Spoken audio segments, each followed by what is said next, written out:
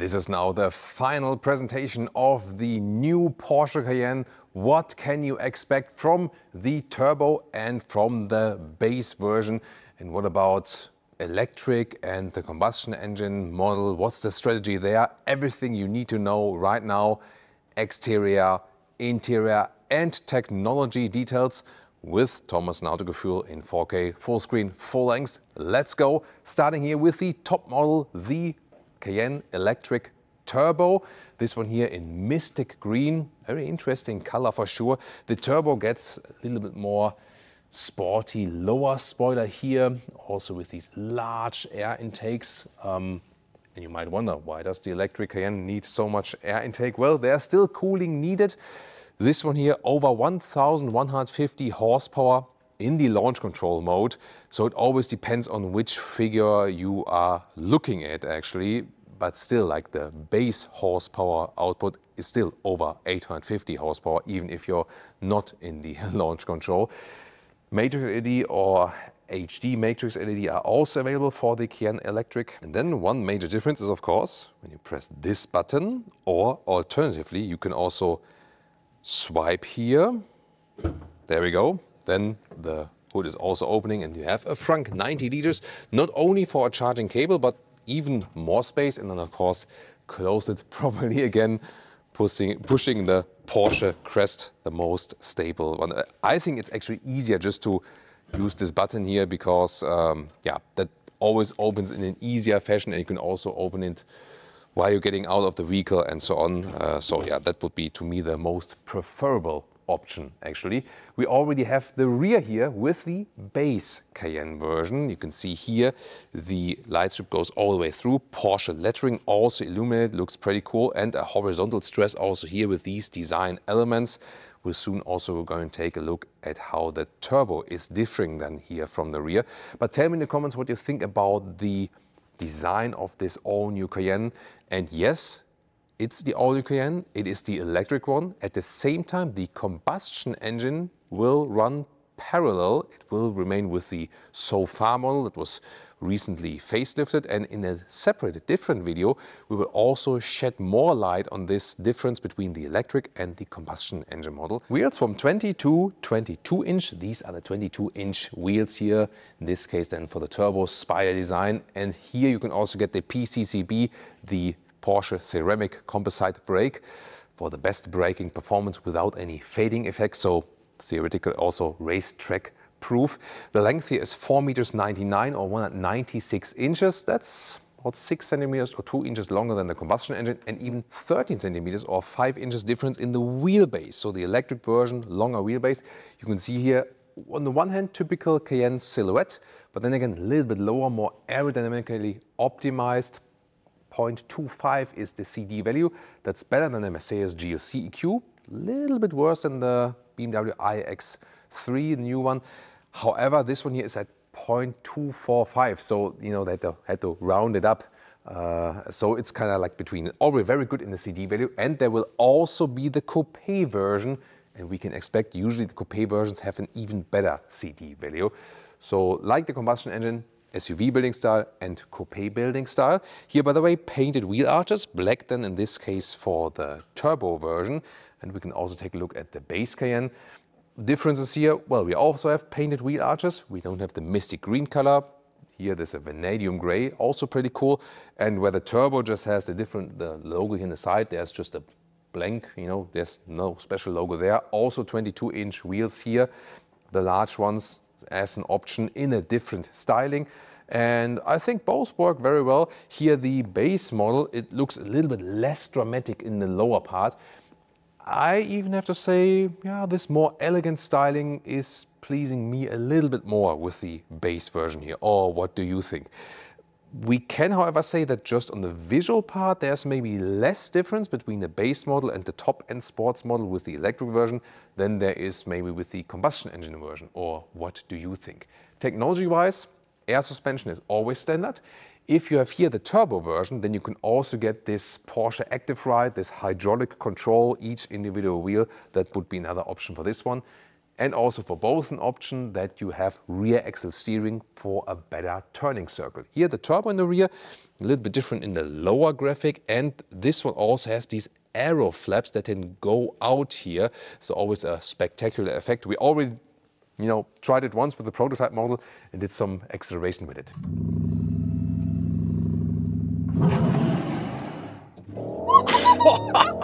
What the? Yeah, that was 50 to 100 in like,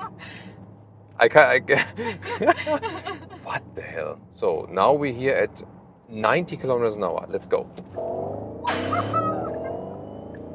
150, 170, 200, crazy, 220, 250, what the what? What? And another interesting thing that moves is here. This is a rear wing and it's adaptive both for normal and the turbo version. So at really, really high speeds it deploys. You can also manually do that from the infotainment system for show-off purposes. What about battery and charging? First of all, this is here the charging flap electrically. Goes in like this, and then AC charging is here on the passenger side. And you might wonder, what about DC charging? Yes, it's of course available. We just have to go around because I want to show you that AC charging is standard on both sides. That's a pretty cool thing because you never know where the charging station is. And then here you have the, now the other side was closing first. And now this one is opening. I could hear it on the other side, pretty cool. Then here AC charging 11 or later, also 22 kilowatt possible. And then DC charging up to 400 kilowatt. And we already could do a charging test for you. And we could really score. It was 8 to 80% in 14 minutes, like 40 seconds. So pretty amazing. So you can always be sure that when the charging station is, powered enough, you can reach under 15 minutes, 10 to 80% state of charge. That's pretty amazing from this 800 volt architecture. 400 volt charging is of course also possible, right, Mercedes?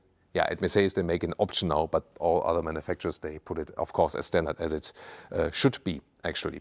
You can also close the flap again from the interior, so you're pretty much flexible as for that. And another special thing for the electric Cayenne is that you can have an inductive charging pad. Costs 5,000 euros plus 2,000 euros for the receiver in the vehicle. You can also order it directly from Works. This one works up to 11 kilowatt, this inductive charging. You put this plate, then when you charge at home, would be another alternative, right? It's very interesting. And what could be a potential range for this one here? WLTP, the official driving cycle, 640 kilometers. For the turbo, a little bit less, like 620. So because of the more power output and so on. Realistically, at the motorway, I would suppose when you drive like 130, 140, maybe like 500 kilometers, 300 miles of realistic higher speed range. But of course, we really have to test that for you. The efficiency effects, as for the CD video, are very promising. So we gotta see how it will end up in like concise real-world driving range. We'll of course test that for you as soon as possible. And now, power figures, once again. With launch control, 1,150 horsepower, a little bit more than that, with launch control for the Cayenne Turbo. They really have it like this base power, which is here already more than 850 horsepower. Then you have the boost button at the steering wheel, plus 176 horsepower. And then the maximum horsepower output is always during the launch control. And the acceleration figures here, 0 to 100 kilometers an hour, 62 miles an hour, 2.5 seconds. And to 200 kilometers an hour or 125 miles an hour, here 7.4 seconds. This is insane. This is supercar dimension. This one here is the most powerful works Porsche that has ever been built. And it's the electric one. Very interesting. Remember 2.5 acceleration figure here. With the base Cayenne, it is 4.8 seconds. For a base version, this is still very interesting and amazing because the base Cayenne combustion engine would be 1.2 seconds slower in comparison to the base Cayenne electric version. Yeah, very interesting.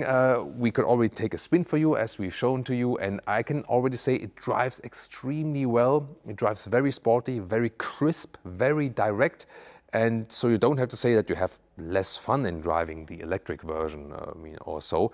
But even more interesting is, of course, what are the differences in the interior? Now to the interior, this is the key fob, frunk, trunk, open, close, turbonite color for the turbo at the key fob.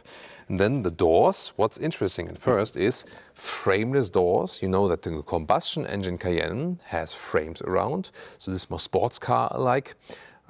Also, by the way, like this insulation here, lamination windows, and this one also equipped optionally with the soft close.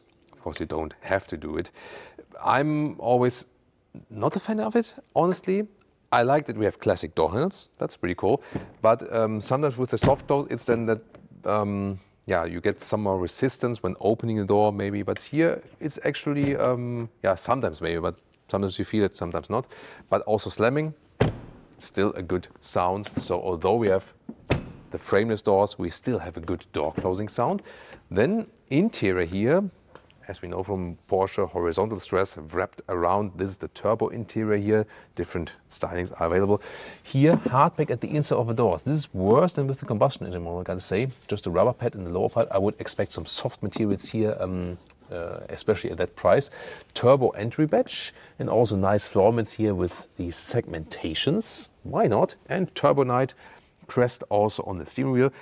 Real buttons and jogs here on the steering wheel for volume, and the drive mode selector. This is the boost button here for 176 horsepower extra for 10 seconds. The digital instruments are now more stretched and even more curved. As for that, then this is here the sport seat. There's a comfort seat and a sport seat. Visually, they're not the biggest in the difference. Yeah, let's also see if we can feel any difference in the seating comfort then.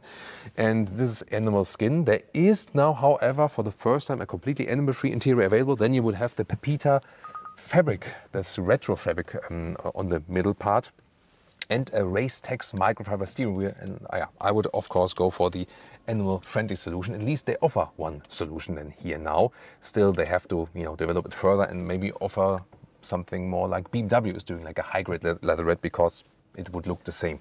And then here, 1.89 meters, 6'2", still some headroom left. You sit maybe a little bit lower than in the combustion engine Cayenne. I would take it that way, but still you have an SUV feeling, like driving position.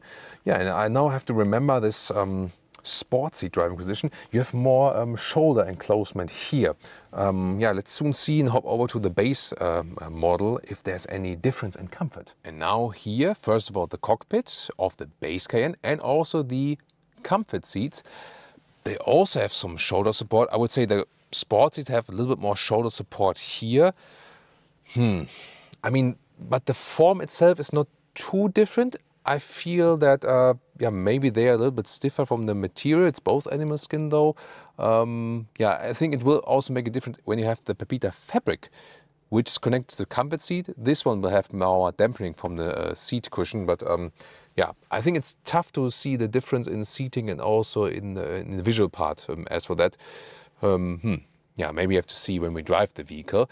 The cockpit is of course very interesting. Here we also have some color accentuations. Yeah, Leah would probably prefer this one, but of course you can pick different colors. The main aspect everyone is talking about is this curved screen here. There we go. It's also standard like this, and you see here this curve in there, and you either have this lower control element, which you can remove or put up again. Then you have this split in there. And very interesting is, for example, also when you are in this deep menu and then here.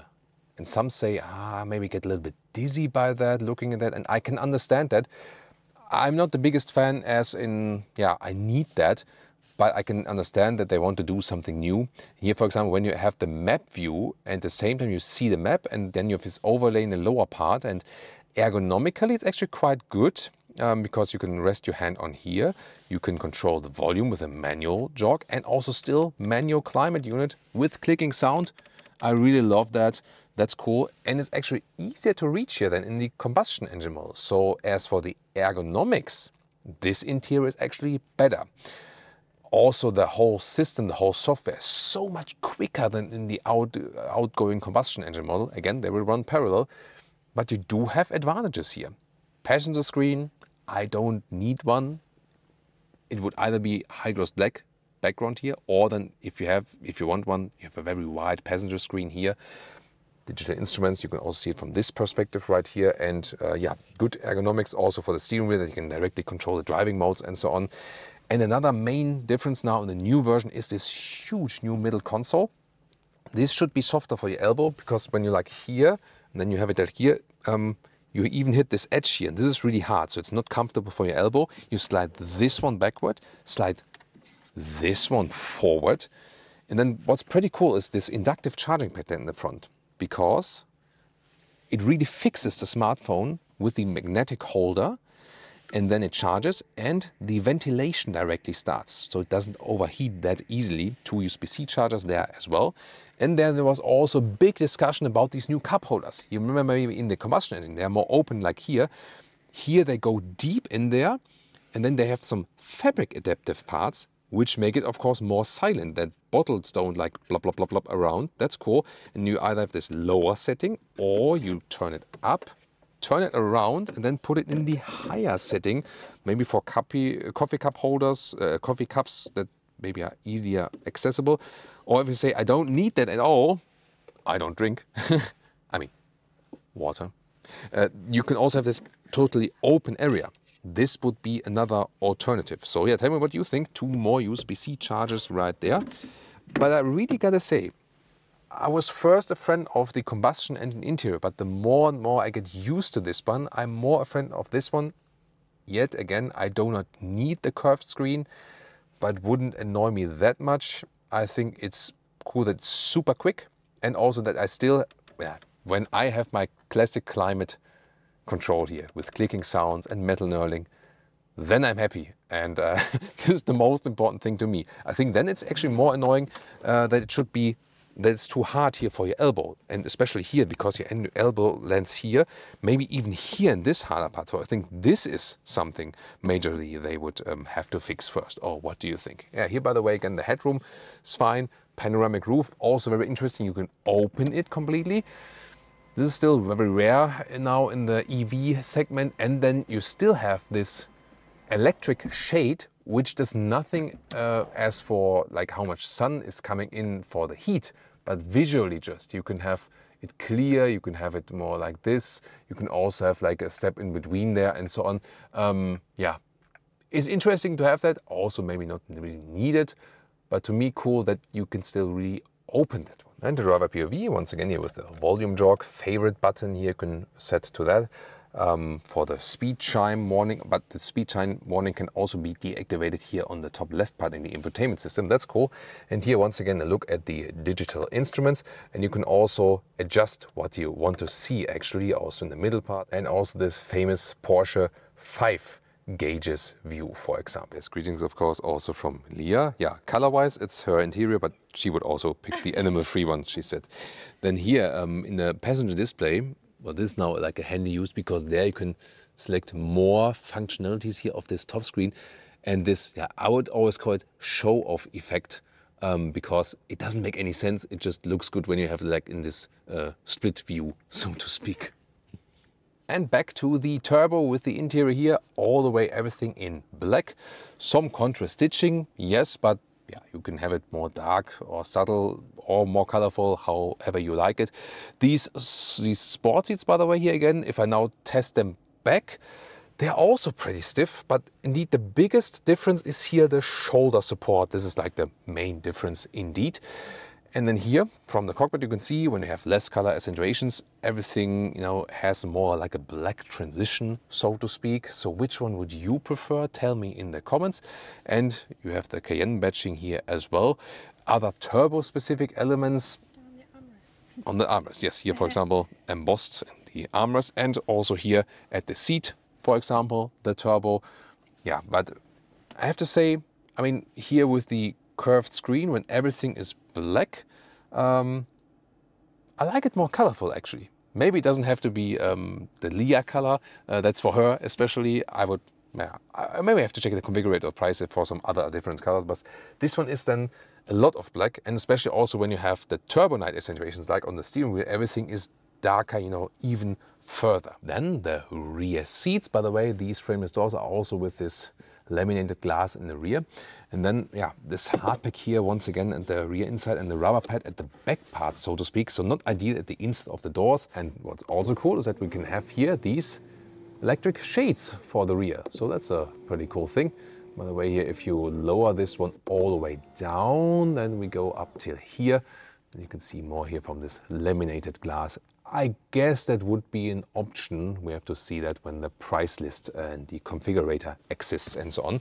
Then here, electric seats are standard, as I heard, and they go pretty much all the way forward. And also the inclination, this goes way forward indeed. Wow, and then look at that inclination here.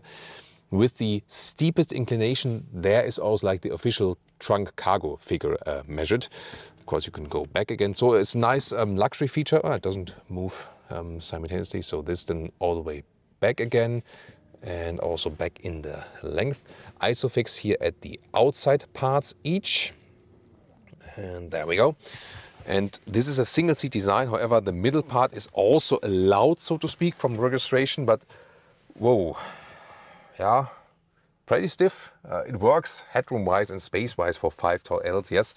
And you have to especially see here, you know, like that this one doesn't hit you from below, so to speak. And then here you have more wheelbase here in the electric Cayenne. That's meaning that you also have some more legroom in the electric version in comparison to the combustion engine version.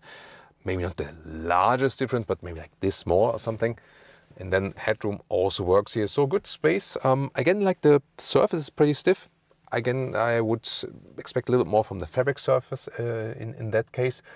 But still, you have enough space and also pretty cool climate unit here with the clicking sounds here. So the climate unit is really classic also for the fan speed.